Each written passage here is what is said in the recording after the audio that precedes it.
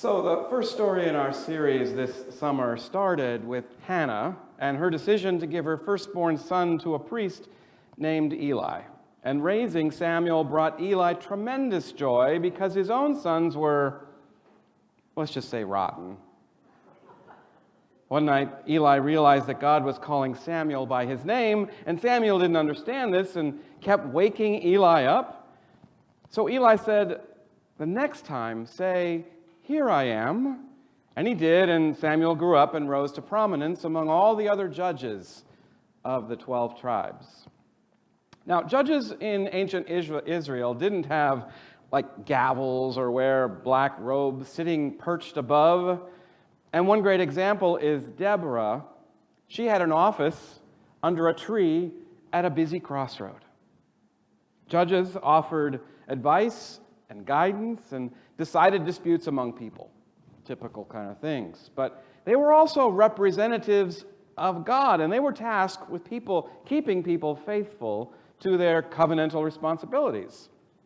Unlike the pharaohs who ruled over them and kept them enslaved for generations, this was a different kind of governing structure dispersed among the people, a kind of power to the people system.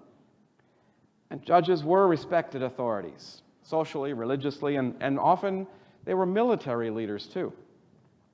So one story about Deborah, one day she told her army commander to gather up his troops and go into battle against the Canaanites who had tormented them for 20 years. Now, why now? Because Deborah discerned that this was the time to confront them, except that her commander resisted for good reason. He said, the Canaanites have 900 iron chariots. And he complained that even with 10,000 soldiers, they couldn't win against such a superpower. And so he refused to go unless she met his one condition, that Deborah take his hand and go with him. And that day, against all odds, they prevailed. So years later now, Samuel's a judge, highly respected in the tradition of those great judges like Deborah. But his sons, too, were another story. They were corrupt. The elders of Israel were so frustrated, they all got together and confronted Samuel. Do something. And the something they thought he should do was appoint a king to rule over them, quote, just like everybody else. The nations all around them seem wealthier and more powerful, and we can have all that too if you just give us a king.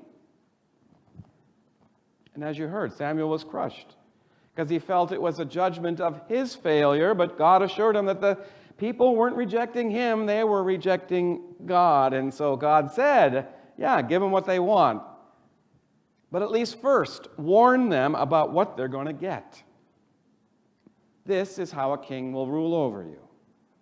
He will take your sons and will use them for his chariots and his cavalry. He will use them to do his plowing and his harvesting, or to make his weapons and parts for chariots. He will take your daughters and your best fields, vineyards, and olive groves and give them to his servants. He will take your male and female servants, along with the best of your cattle and donkeys, and make them do his work. He'll take 1/10 of your flocks, and then you yourselves will become his slaves. And when that day comes, you will cry out because of the king you chose for yourselves. But on that day, the Lord won't answer you.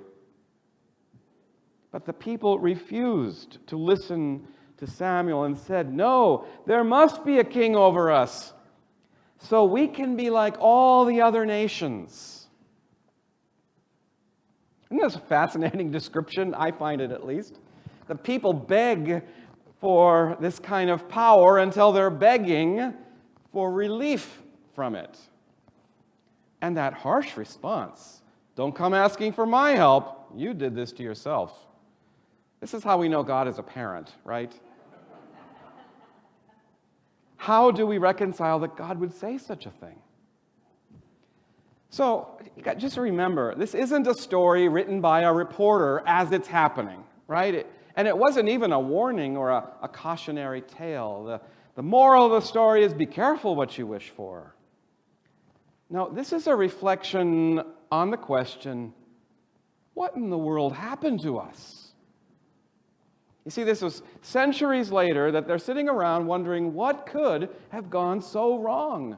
Because here we are, we've been carried off into exile by our enemies, and we're sitting along the water's edge in Babylon weeping.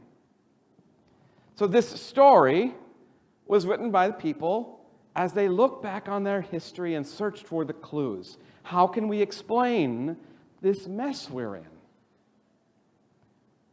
And they determined that all our problems started when we demanded to have something that everybody else had. When we demanded to have a king.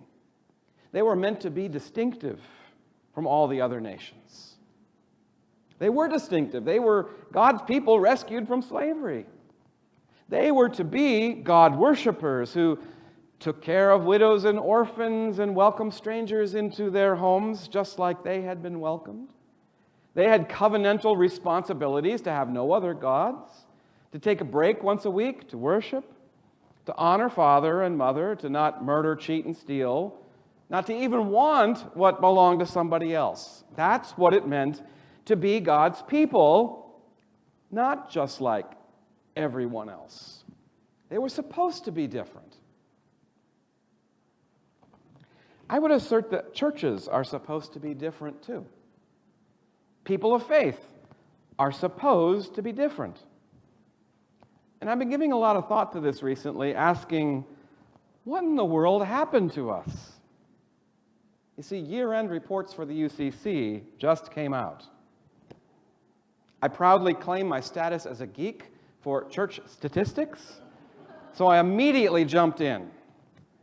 But let me warn you, if you don't like May Gray and June gloom, you're not going to like the next 2 minutes. More decline.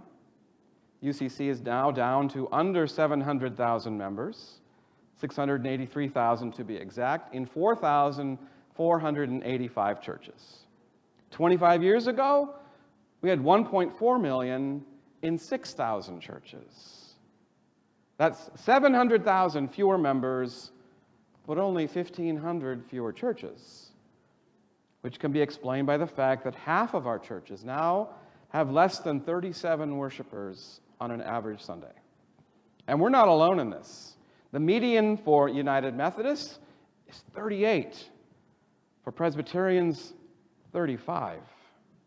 There's a lot of tiny congregations in every denomination, many trying to hold on as long as they can. And here's another shocking number of our 100 people on Sundays. Just want to say that again. 4,500 churches, 350 that have more than 100 people on Sundays. There are actually a few UCC megachurches.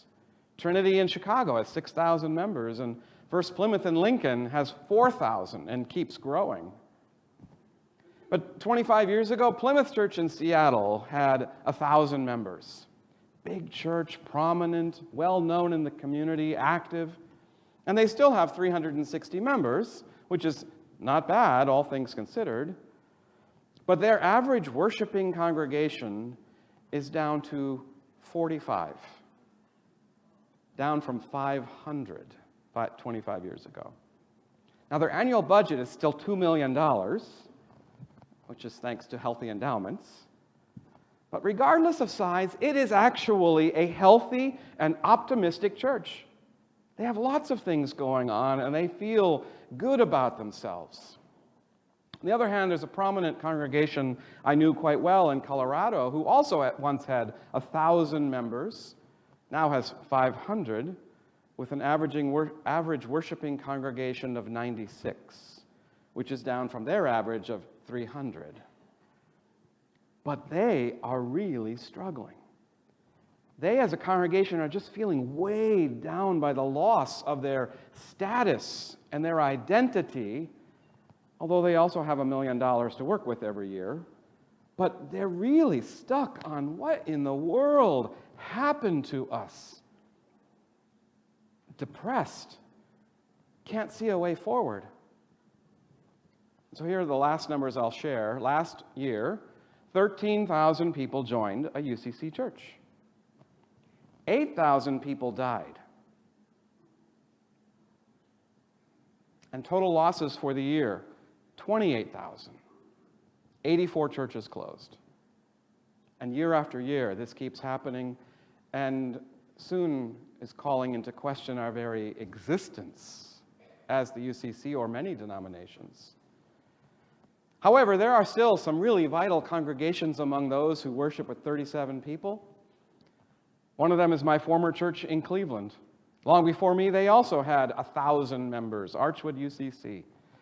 30 years ago, they had projected life of 2 more years. It means they had enough money and people that they thought they could last 2 more years 30 years ago. But what was thought to be inevitable was reversed. And most recently, they got creative, and they gave their building away to a cultural arts center in exchange for free worship space and office space in perpetuity. They'll never have another expense for their building ever again. And they hire their Sunday morning worship leaders and provide all the other services themselves.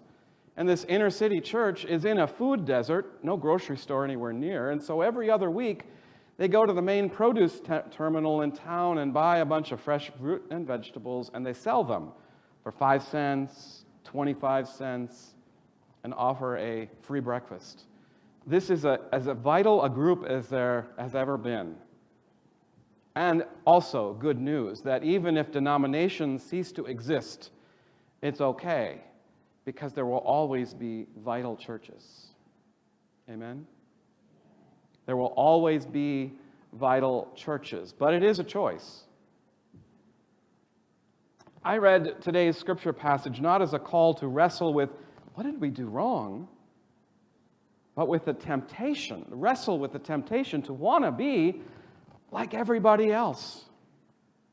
Churches and people of faith are meant to be distinctive, not to have distinction, being elevated in society. We're just simply meant to be different. In a world with 1,000 ways to get involved in things like social justice and beach cleanups and community affairs, and with lots of ways to be a part of a community, whether it's a hiking group or a community choir or a book club, we are uniquely meant to, first of all, be the people of God. Even though we won't all agree about what God means or even who God is, because there's no creeds around here, yet it is still essential, in my mind, for our self-understanding to recognize that God called us into being. We didn't call God into being, right? God called us. God calls the church. And secondly, to accept, recognize, embrace that we are a Christian church. Although some days, and many days, to be honest, we may be repulsed by the label Christian and how it's thrown around as a weapon, the kind of actions by fellow Christians. The word Christian carries so much baggage, but it remains both our identity and our calling and our choice how to live it. And so I say, thank God there are a lot of ways to make an impact on the world for good. You know, groups focused on social justice and beach cleanups and community affairs. And thank God there are so many places we can feel a part of a community, whether it's a hiking group or a community choir or a book club. But we're not called to be like everybody else. Worship. Worship keeps calling us into the hard places that not a lot of other groups want to do. Keeps calling us into the hard places, like remembering to speak love amidst all the hate and division around. To remember to offer forgiveness even when, oh my gosh, all I want is just a little bit of revenge. To be willing to be forgiven. Oh, that's a hard one. To see suffering and not look away. To see injustice and get involved. to remember to talk about hope with people who can't see it. To remember that when it might feel much more satisfying to stay bitter, instead to over and over choose compassion. Worship just keeps calling us into these hard places. And churches call us to persist in the love modeled by Jesus through his life, to always choose love, even and especially when it's hard. And that's the choice. Choose to be different. To worship something greater than money and greater than status and greater than success and greater than popularity. To worship something other than power, my Christian brothers and sisters. Whether through churches or temples or mosques or any spiritual community, these are the things we bring to the world that are both necessary and unique, adding spirit to body and mind. That's what Fiona talks about with the youth group, creating well-rounded people with not just those in our world who care about their bodies and their minds, but to add the spirit. And so we can read all these statistics and get a little depressed and ask, what in the world happened to us? And come up with any number of theories. Or we can ask, okay, what now? We all constantly face competing interests for our time and money and energy. Well, don't choose what everyone else is doing, because we're called to be different.